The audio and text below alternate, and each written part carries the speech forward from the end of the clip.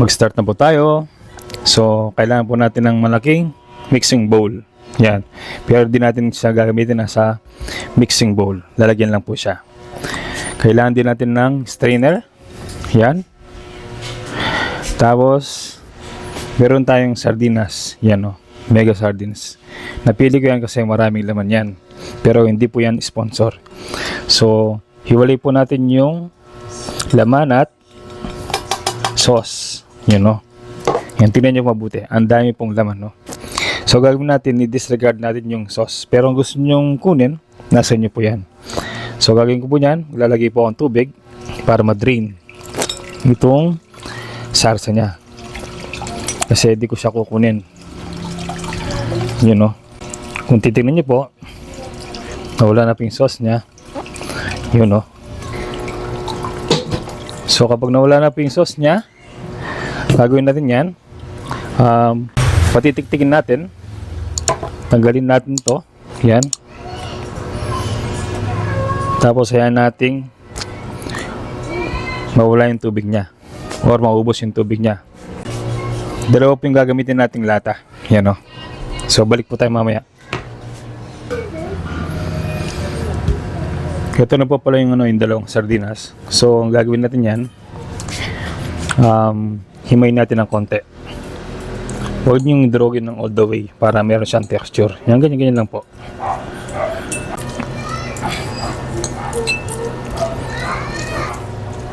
So, kapag niluso nyo ng konti, pwede na po yan. So, proceed na tayo sa next step natin. Yan, set aside muna natin yan. So, mainitan po yung ating kawali tsaka yung mantika. Mag-start na tayong mag-gisa. So, gisa natin mauna yung bawang. Yun o, medyo maraming bawang nilagay natin para mas masarap. So, habang hindi masyadong mainit yung mantika, gisa natin ng dire-diretso para hindi masunog ang ating bawang.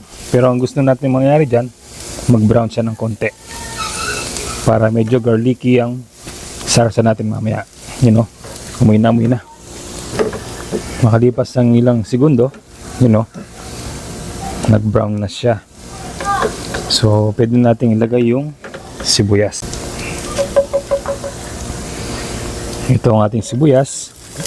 Hiniwa ko lang siya ng parang sisig, you know. Grabe, sarap ng amoy.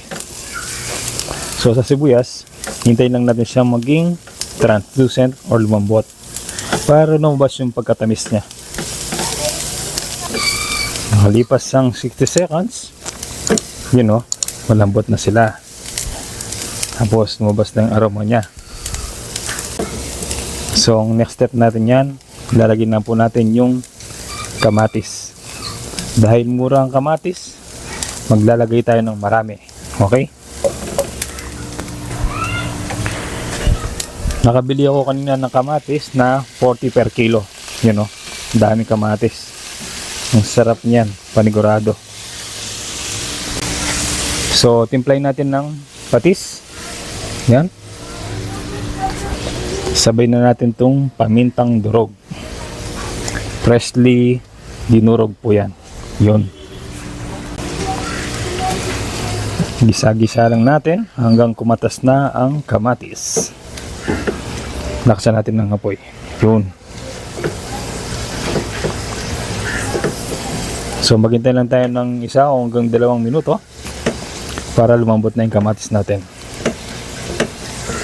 Makalipas ang mahigit 1 minuto, kung makita niyo po, malambot na siya. Di natin sila dudurugin para may texture mamaya sa sabaw. Okay? So, ang next step natin, lalagay natin yung sardinas kanina.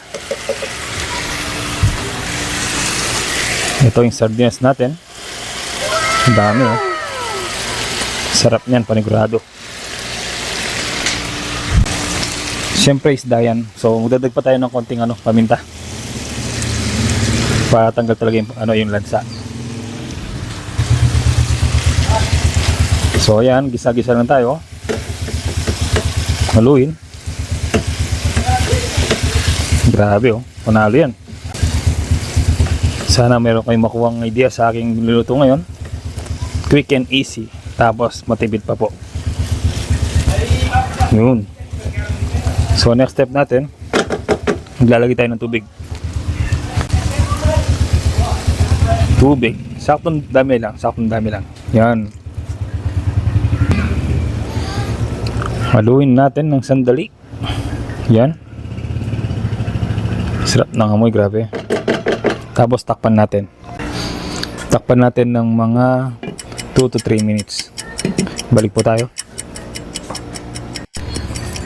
Balikan po natin after 3 minutes. Yun no, kulong-kulo na po siya. So ang next step po natin, maglalagay na po tayo ng pechay, pero nabili ko po bok choy. Yan no, dadagan po natin. Kung titignan nyo, mukhang marami, pero mamaya kapag naluto yan, lanta po sila. Kumbaga parang ano sila, magsasag, so lilit sila.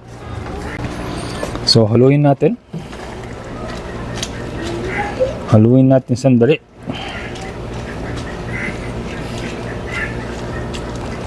Grabe sarap ng amoy oh. Yung mga mahilig sa sardinas, ito panalo po to. Yung mga nagtitipid, panalo po ito. So ayan, takpan po natin ulit ng mga 2 to 3 minutes ulit. Tapos balikan po natin sila mamaya.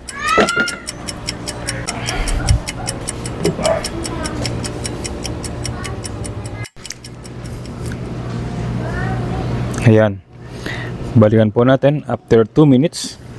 Yun know, ganda oh, nalanta na po yung ating mga bok choy. So ang next step po natin, ilalagay po natin tong beaten eggs. Yan o.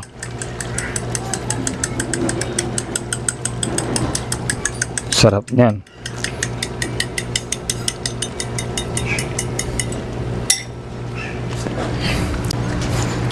So gagawin natin yan, haluin natin ng konti lang. Dahan-dahan lang. Para medyo buo ang ating itlog. Yan no, panalo, grabe. Ang sarap niya no. Tingnan niyo naman no. So almost done na tayo. So ang gagawin natin lang yan, tatakpan natin ng mga 1 minuto. Tapos balik po tayo. Balikan po natin, yan no. Makalipas po ang 1 minuto, yan, buksan po natin. Tignan nyo po gaano kasarap. Pakita ko lang po ng malapitan na. Yan no, ang sarap. Tignan nyo po. Panalo po yan sa kanin. Yan no. Mamaya haluin natin para makita nyo pa yung texture niya sa loob. Pero yan pa lang oh, nakakatakam na. Grabe ang sarap. Yan, pakita ko lang po sa inyo kung gaano kasarap yung ulam natin for today. Yan oh. Panalo po yan. Sakto yung dami yung sabaw. Yan oh, parang sarsyado siya na sardinas. Yan, tingnan niyo po. Napakasarap po niyan sa kanin. Grabe. Yan. Pakita ko lang po siya ng malapitan. Tingnan niyo po. Ang sarap. Panalo po yan. Kaya di ko po sinali yung yung tawag ito, yung sarsa. Medyo malansa po siya actually. Pero ang lalagyan nyo ng maraming sili yun, panigurado tanggal naman po yung lansa. Pero yung preference ko po, tanggalin po yung tomato sauce ng sardinas. Yan o. Sarap tingnan no. Panalo yan. Sana meron po kayong nakuhang tips at tricks sa aming recipe for today. Masarap po ito, tsaka at the same time tipid po. Sa mga nagtitipid po dyan, yung mga low budget na meal for today, yan po. Ito po yung mas-share po namin. Sana mag-like, subscribe po kayo sa amin. At continuous po yung pagsuporta sa aming YouTube channel. Maraming salamat po. At ingat po lagi. God bless po. Yan. Share po natin while mainit po. Maraming salamat po.